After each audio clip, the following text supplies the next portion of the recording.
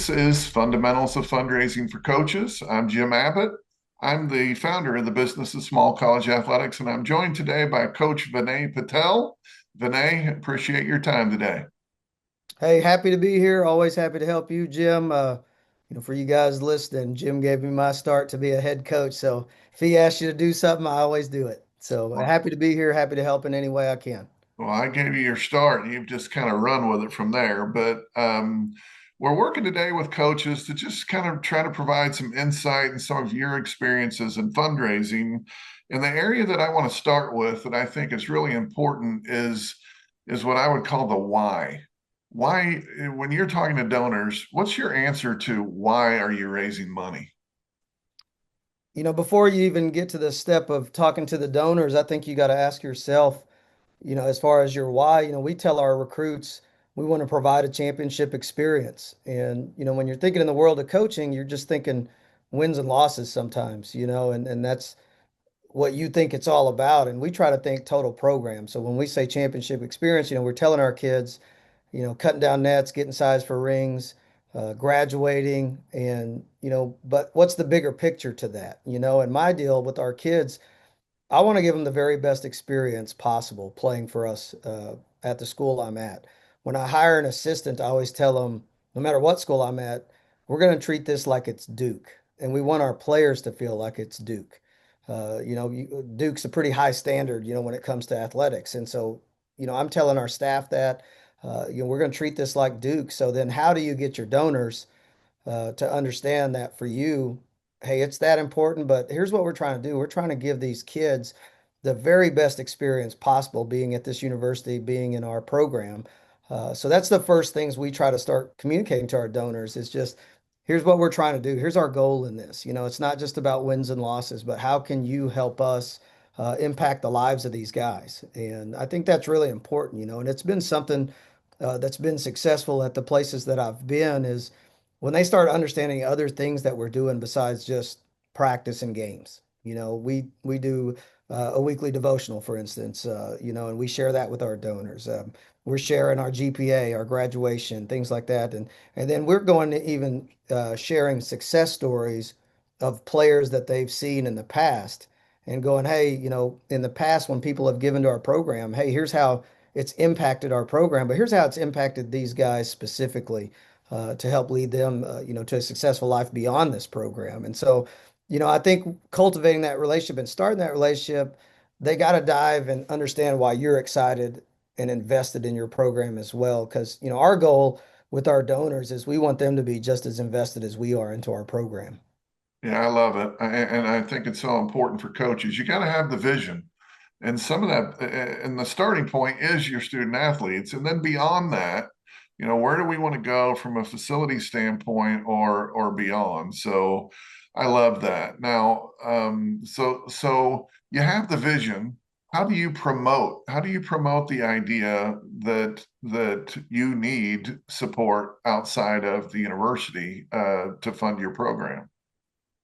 I the ask is always that's always the interesting question for people, because some programs, some athletic departments, hey, maybe they're not funding the program the way you would like for it to be funded. And so, you can't go and tell people that. You can't go, hey, we're not getting funded great, so I need your help. It's my biggest thing to our donors on promoting it is, hey, here's how you can help us enhance our program. Here's some things that we specifically need.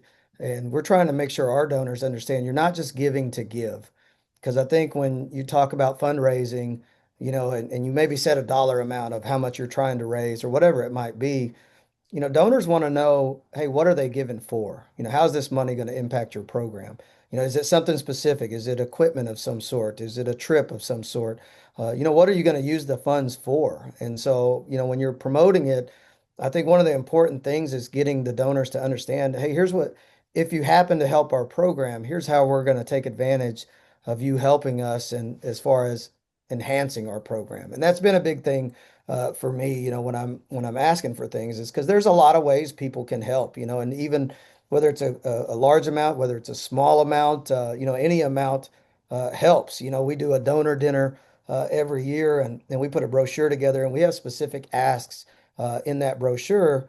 But we'll have small items and we'll have big items. And we needed a new ball rack. And it's not a need, it's more of a want, but it only costs $400. And so, some people can buy something for $400, and then we wanted a new video editing software and equipment, and that was $12,500 ask. And so, we got items as low as 400, and because I think when you're trying to get people to give, you don't know what's their level of engagement and interest at that stage. Is it going to be a high amount? Is it going to be a small amount? For us, it's getting them engaged to start. When we're promoting it, it's just, can we get them on the hook? I mean, you think about fishing, can you get them on the hook? Even if for the first year it's a small amount, and you start getting them invested and you start inviting them to games and things like that, then can you come back and later get more, and then it's keeping the same people. It's like recruiting. You recruit new players to your program in college, but then what's the retention like? Are you keeping your players? And we do the same thing with our donors. We're promoting what we need, what we want, how you can enhance our program, but then are we staying engaged with them and understanding that, okay, we got the money, that's not it. We don't stop there. How do you stay engaged with them after that? And to me, those people help you get even more people, because if they start getting excited about what you're doing and believe in what you're doing and things like that, then man, they're the ticket to the next guy. And that's something we've done here at Angelo State. I walked in, we had a great base of donors when I got here, and they were raising a really good amount of money, the previous coaches. And so, my first goal was, hey, let's maintain that. And then how can we get even more? And so we've used specific donors to help us find new donors, and then they've helped share the vision. We may take someone that's already giving and then set up a dinner with that person and a new person so he can also share and promote what we're trying to do as well from his perspective, and help explain, here's why I'm giving to that program. And so we try to do it in a lot of different ways. It may just be a one-on-one with me, and it may be over a glass of wine. We have a place in town where we have a group of donors that like to go and have wine every afternoon. And so it may be just me one-on-one with someone, but the best things for me have been when I have someone that's already invested in our program there with me, and they're also sharing, hey, here's why I help, here's why Oh I yeah. give. And we talk about that, and that's all done before we even get to that dinner, because that person's trying to help us get that person on board here. And so, it's I think that can be done anywhere, because every place you're at, there's someone that helps your program specifically. That could be an alum, that could be just someone in town, whatever it might be, and that person can help you get the next person. And so it's not just you promoting it yourself. Every time I speak, I spoke at the Home Builders Association last fall. I always get in there somewhere. Hey, if you want to help our program, here's my contact information, things like that. But you're always kind of subtly, you want to ask, to promote that. I've done a newsletter since I was an assistant coach at West Texas A&M 20 years ago, and I do a newsletter every month. I got the head job at Oklahoma City with Jim, and Jim, one of the things he wanted coaches to do is do a newsletter every month. Well, I've been already doing it for 10 years at that stage, so that was pretty easy for me. And then I've continued that on here at Angelo State. I'm in year 21, and I just put out a newsletter at the beginning of July. And in that newsletter, you're just putting things about your program. We had a kid get baptized in the fall, and so I had some pictures of that in there. We had 7 guys graduate this year, so there's pictures of our guys graduating, and here's the degrees they got. And we had a master's degree and 6 bachelor's degree, and just updating people, but that's a way to promote and stay engaged with that group. And then Jim, you gave me this idea. I put a link at the very bottom of that email that just says donate here. It's just a subtle link that anyone can click on to give to our program. And all that did was remind one of our donors to donate money. So I got $2,000 because I put that link into a newsletter, so that was a way to promote. One of the neat things is you don't know what people's passion is. How can you relate to them? When I was a head coach at Oklahoma City, I put out a newsletter, and the cafeteria closes at Christmas break. And so one of the things I asked for was just help feeding our guys, because we had to use cash to feed our guys over the break. And I got a player that played in the 1950s at Oklahoma City to donate to our program. And our development office called and asked and said, hey, how did you get so and so to donate. We've been asking him for years. He's never given anything. His wife happened to be the CEO of Polo. And the only reason he gave is he said he remembered being an athlete.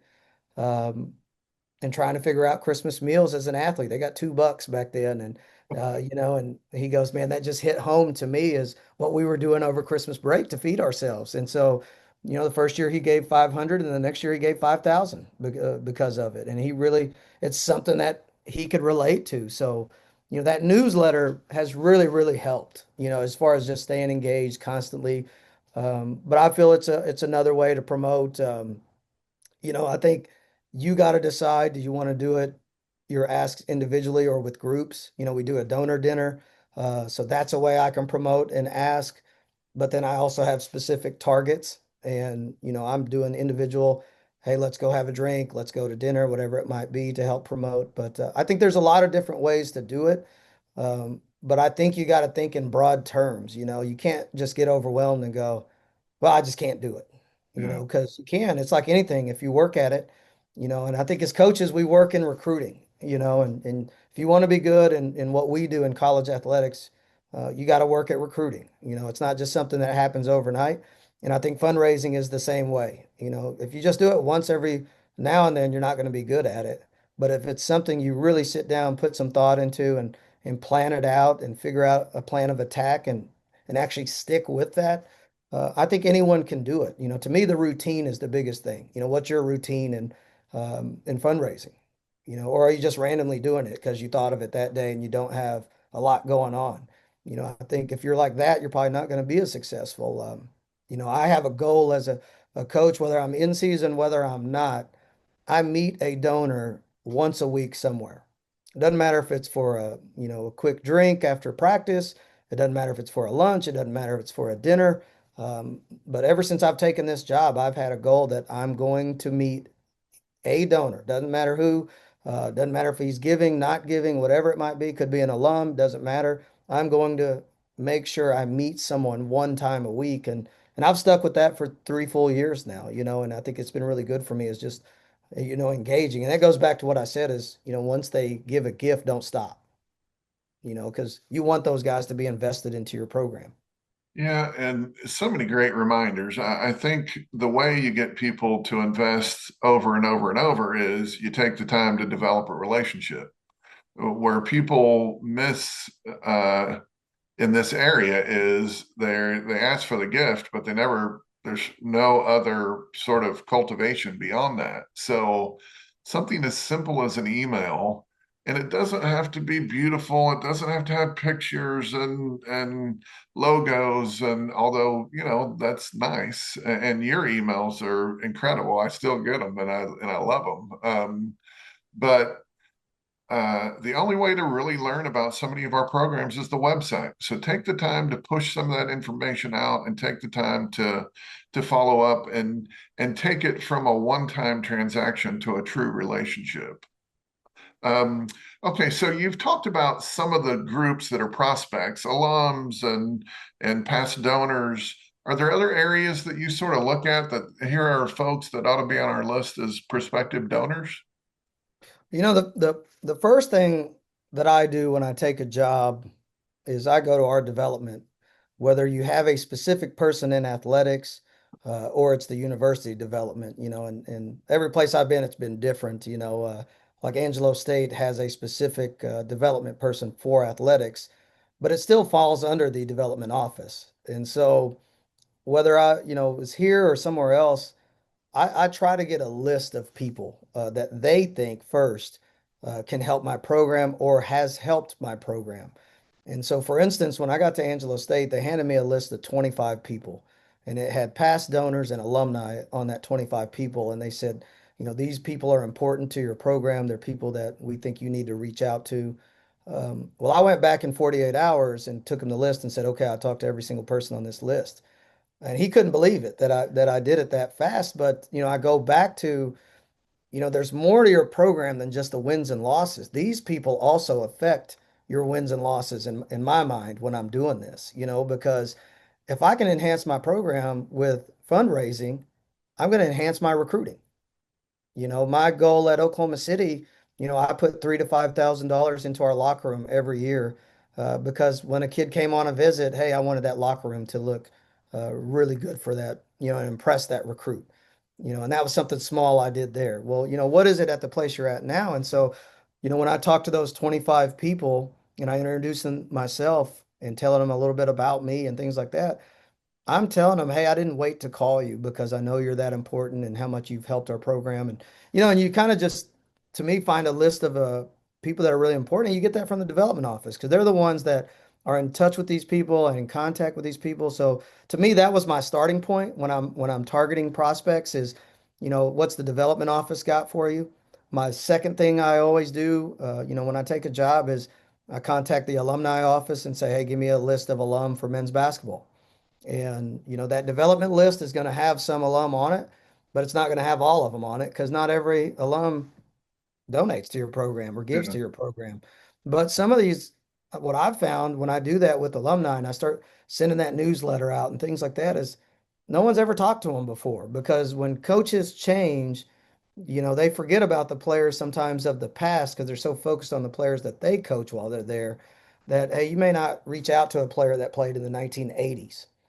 At Northwestern Oklahoma State, I started what we called the six-man club. And when I started it, it was during COVID. And I just said, I'm going to contact alumni because I was in a small community. And I just felt like if I asked people in that community, I'm just asking the same people that everybody else is asking. And so I wanted to find new prospects. And so I targeted alumni. And so what I did is I found an alum that had played for us in the past, that was in the Hall of Fame, and that had given to our program. And we did a short 8, 9 minute YouTube video together. We wrote an email and we put a link to that video in there and then we just sent it to alum. And we had a brochure and we said, join the six-man club. Here's where the funds are going. Here's why it's going to help our program. Here's how it's going to help us get better. Um, and I raised $10,000 my first year doing that six-man club. And that was 10,000 new dollars, not dollars that had already been there, because the players started sharing it with other players. When I did that YouTube video, and I talked to one of these alum that was interested in helping us. I said, "Hey, can you share my video to your teammates from when you played? Because we may not have the contact information for all those." And so then word started getting out that way. We created a Facebook page for alumni. And then everyone started jumping into that, and we asked them to share that page to help get their teammates on board. So that was a way we found prospects as far as alum. Yeah. Well, then we have our donor base, and I always at every school try to find one donor that I feel like is tied in pretty good to the circles that can really help you. And so at every school, there's usually a specific person that's a non-athlete or, maybe just as an alumni of the school that did well for themselves and now they're helping and their passion is, basketball or their passion is baseball, whatever it might be, whatever sport. And that one person is really key in helping you target new prospects because they're running in circles and around people that we aren't every day. And so that one person for me at every place has been key to target.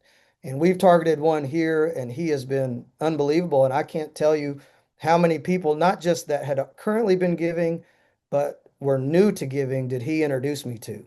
And then when he figured out what I was doing, he'd start texting me going, oh, hey, it might be a good idea for you to contact so and so.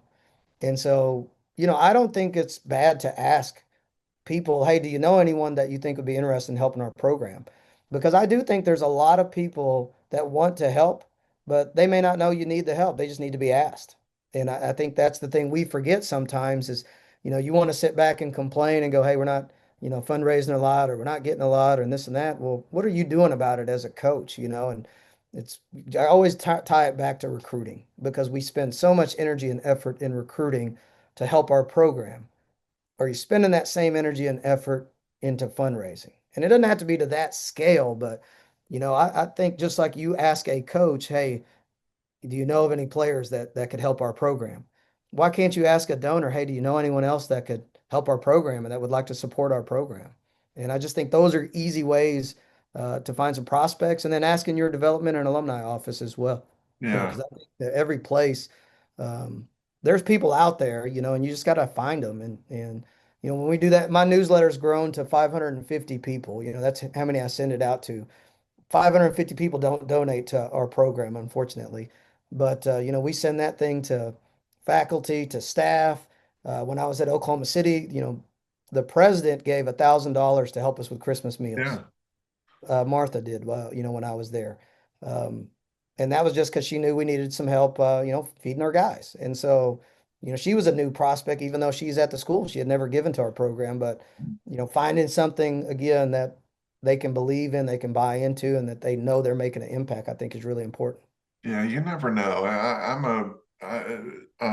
If you do a regular email, the goal is to keep building the list. Yep. If you start with alums and donors, which is where we always started at OCU, it's always here's the list of alums and donors. Well, then your job is to build it. Yep. Because in my experience, there were plenty of personal acquaintances that gave. Yep. Because if you spend enough time around Jim or Vinay, you sort of got the sense that raising money was important to Jim and Vinay, and I like Jim and Vinay. So guess what? I can invest in what you're doing. So I love that. I love the idea of using a donor. Not every donor is going to be comfortable introducing you to their folks, but if they believe enough in your program to give, generally they can share that same attitude with some of their acquaintances as well. So anyway, I love it. So so I think Vinay, coaches are going to look at this and say, "Oh my gosh, I'm never going to do as much as he's doing." So let's talk about the time thing because the biggest challenge is just how do I find time? Yep. And part of what we're recommending is look, at least 1 hour during the season per week, at least 2 hours per week in the off season.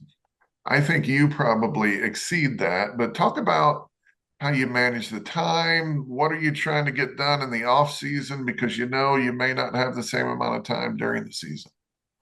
Well, and that's, I set kind of targets, and that's why one of the things I said is I try one time per week to at least see someone face to face. And I can fit that into my schedule then. That can be a lunch. Like I said, that could be just grabbing a drink after practice with someone. That can be a dinner, one time per week. And so I start with that. That's always my minimum is one time per week. I'm going to see someone. Then it's okay, what else? And holidays are a great one for me. I send a text to every single person that donates to our program. But I make it individualized. It's not a mass text. I don't just go, "Hey, Merry Christmas." I'm sending "Merry Christmas, Jim. Thank you so much for helping our program. You can't understand how much that means to us and what we're trying to do this year." But I put their specific name into that text so they know it's individualized as well. That's an easy way for me I mean, it takes 20 minutes on Christmas morning to send that out. You can do that from your bed. You can do that from your couch. It doesn't matter. But I do that for every major holiday. And that takes 20, 25 minutes. I really think sometimes in your head, you feel like it's going to take more time than it actually does. But it doesn't. It takes 20, 25 minutes for me to text every single donor. My major donors, I'm giving them a call on Christmas morning, and they may not answer, and that's great. I'm still going to leave them a voicemail, just thanking them for their support because we have a few. We don't have a ton, but we have a few that are major contributors. So I give them a little bit more as far as that. But my goal as a coach, um, I don't put a specific hour amount to it because I think every week is different. But I make sure we do something. Like right now, my assistant coach is making me a mail out, and all I'm putting on there is a picture of our 7 graduates.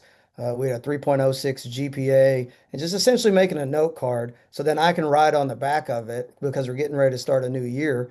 And I'm just going to thank every donor through hard mail this time and do something hard mail wise and thank them for giving to our program the previous year. And that's something I'm doing to kick off the new year. So then it also is a subtle reminder of, hey, the new year's coming up. Let's make sure we donate again this year, but also they're seeing the guys graduate and the GPA and things like that as well. So they're seeing the non-wins and loss thing I was talking about as well of the impact that their money is given. And, so that mail out, that's something easy. That doesn't even take that long, and something I did at Northwestern because I was in a smaller community. I had a smaller donor base. So that same newsletter that we do through email at Northwestern with that 6-man club that I did, if you remember that 6-man club, I would go to our print shop and print a hard copy of that newsletter on glossy paper, and I would send it in mail and I would email it so I knew they were getting it because I wanted to make sure if they were giving to our program that they were constantly getting something. You want them to feel involved, like they're getting behind the scenes information no one else is getting sometimes. Is how you want them to feel. And so, we talk about that newsletter a lot. But I was talking about it with my athletic director in my end of year meeting. He was just telling me how great that's been for our program. He wished other coaches did that. Well, I just think our big thing is, are you consistent in your communication with the people that's helping your program? I want to put a time limit on it for you because I know that's the question you're asking, but I don't know if you got 10 donors or do you got 75 donors? That's Yeah, different. It's 10 donors are going to be a lot easier than 75. And so my commitment is the minimum first is, hey, I'm going to meet someone every week, but then, hey, what else can I do? And so, I've gotten into the hard mail because I think we've gotten to this electronic age, but we sometimes forget some of our donors are older and they're not checking their email every 5 seconds on their phone like you and I are. And so the hard mail stuff has been really good for me as well, and I know that is kind of old school, but my deal is, hey, are we covering every basis? Like the donor, you send your alumni an email. Well, if you got an alumni from the 60s, he may not check his email, but he dang sure is still checking his mail if you mail him something. And so I'm still getting to that person one way or the other. that, And so that's my thing is just, put a little bit of time into it, but you got to devote a little bit every day. If I had a minimum on it, I would say 45 minutes per day because I tell my staff in recruiting, you have to recruit every day. So we tell them commit 45 minutes a day to recruiting, and that's year round. And I do the same thing at minimum, for fundraising. I started my day off 7:30 in the morning today. I'm driving into work and I'm talking to donor on the way in that I know is up early, just on my drive into work. When I was at Oklahoma City, I lived in Edmond, had a 25-minute commute every day. Can you pick up the phone and call an alum? Can you pick up the phone and call a donor on your drive? So you have time if you think about it. When you're in the car and you're driving, to me, that's an easy time to pick up the phone and call someone. And then man, you can text someone at any point as well, uh, So I think there's a lot of things now with technology you can do. The main thing is you got to do it, you know. well, I think too, Vinay, it's important for folks to understand that that time is not just time spent asking for money. Part of it, I mean, it sounds like you're about to write 400 notes Yep.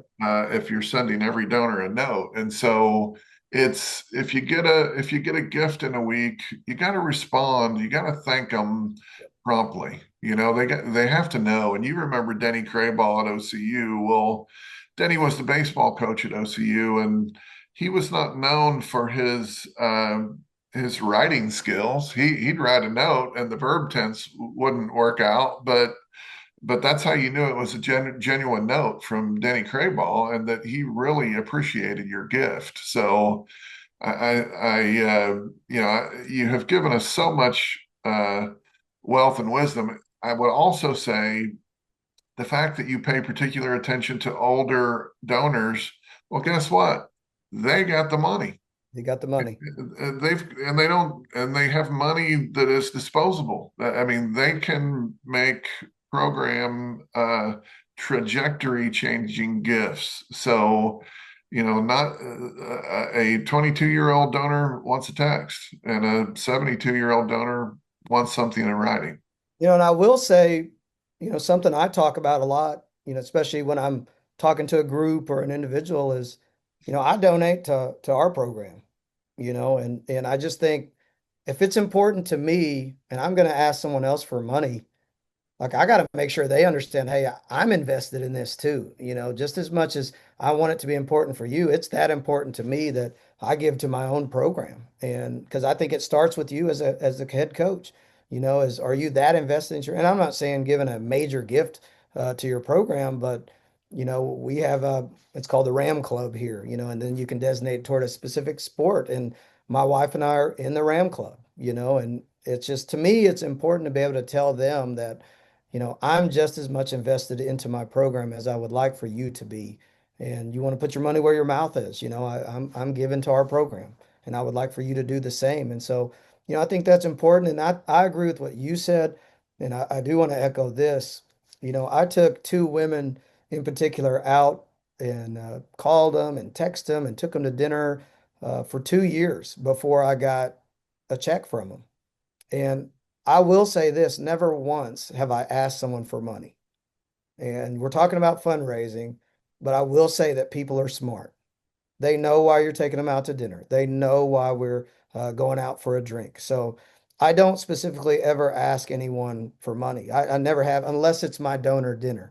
In my donor dinner, we have specific asks. Hey, buy the ball rack, buy that video editing software and system for us. But I hung out with two ladies essentially for 2 years, off and on. Take them to dinner, invite them to a game. They get our emails and all that. And then after 2 years, I get a check from one of them, and now she's a regular donor. But it took 2 years to cultivate a relationship with her. Yeah. And so, for me, it's, you said it. I'm not, every time I'm hanging out with them, I'm not asking them for anything. I did something as easy as this. Well, before I got the donation from one of those women, I went to the bookstore and I bought two beer glasses that had Angelo State's logo on it and two Beanie Babies that were our mascot in the form of a Beanie Baby, and put them in the mugs. And they were Texas Tech people. And I graduated from Texas Tech. And I just said, hey, I know you guys have always supported the red and black. It's my hope that I can get you guys to support the blue and gold while you live in San Angelo now. And I gave them a beer glass and a Beanie Baby. And that was the first time I went to dinner with them. I gave them those gifts. And 2 years later, I get, a check from them. And so the thing for me, I think some people are really good at asking for money but you don't have to be nervous to ask, because again, I think when you go out to, it could be the person that runs Raising Cane's, for instance. If you ask that person to a drink or ask that person to dinner, generally he knows why you're asking. You're not just hanging out to hang out at that Yeah. stage. And so for us, the big thing, I think the major thing of everything we've said in this Zoom is the relationship. Do you have a relationship with that person? Are you maintaining that relationship with that person? And then are you forgetting about them, or are you continuing that relationship with that person? And so for us, that's the biggest thing that I can say about fundraising is it is all about relationships. And I think anyone can be good at that. It doesn't matter if you're a people person or not, find some common ground, invite them to a game, like go to, put them on your guest pass list if you want. We do a auction and dinner in the athletic department, and I'm not a big fan of this. I've done it every year though. We do a guest coach of the day, and someone can bid, but I know our women's team, she constantly has people on her bench, and they could be guest coaches, people that she's targeting. And that's the way that she does it. I coach a little different than she does, so I don't really like people on my bench. But there's so many different things you can do to involve people. And I think at the end of the day, that's what they want is, why do you want me helping your program? One, hey, have some specific asks and needs, and they need to know where their money's going. But two, what are they going to get out of helping your program? That's the main thing. Like, am I just throwing away money? Am I making an impact on your program? And I think when you're following up, like you said, hey, once they give a donation, write them a note. When I did that 6-man club, I sent everyone in the 6-man club a polo, because I got alumni in Seattle, Washington that they haven't thrown on a Northwestern polo since they played there in the 80s.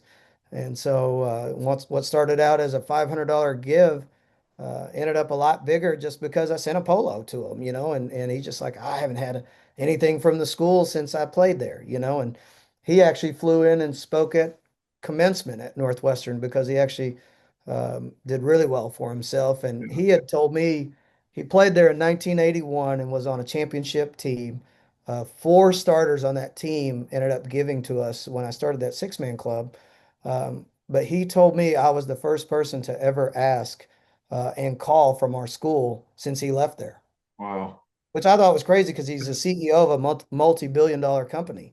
And I don't know how our school and program had lost touch with the guy, but I went straight. I was telling you this before we even got on the Zoom. I went to our development. I said, "This person's bigger than basketball. This person can impact the university."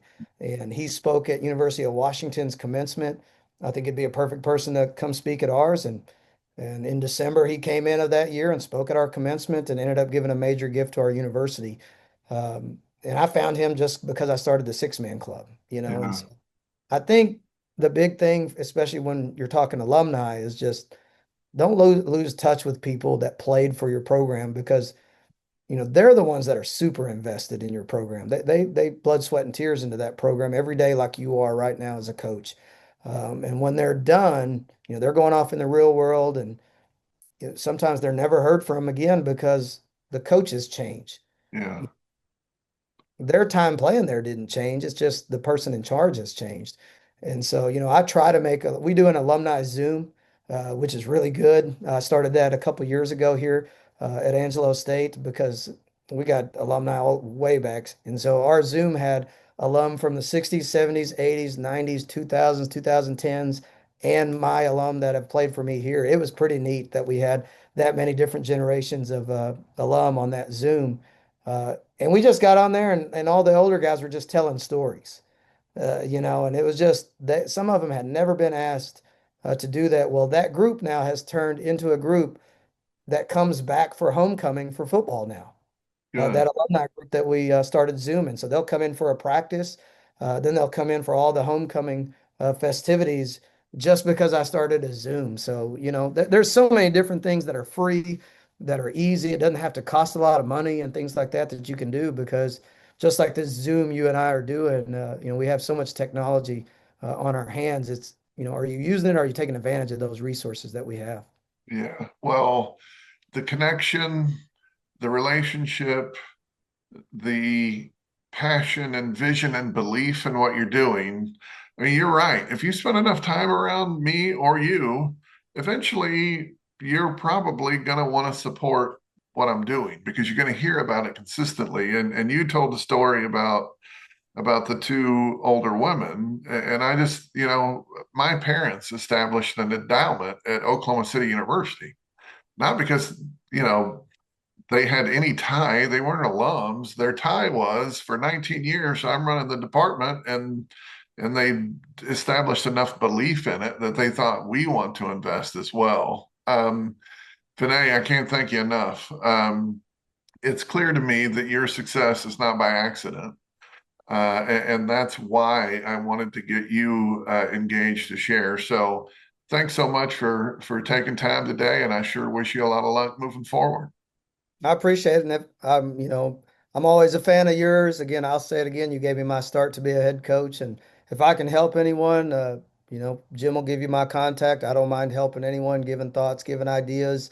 I just think I want to help kids at the end of the day. It's why we all do this is we want to help our people out and you jumping in and fundraising and helping your program helps those kids and to me that's why we're all doing this at the end of the day is how can we help these young people. So if I can help in any way, feel free to contact Jim and get my cell phone number or find my email address online. I'll help and share ideas or anything I can do to help. Sounds great. Well, thanks again.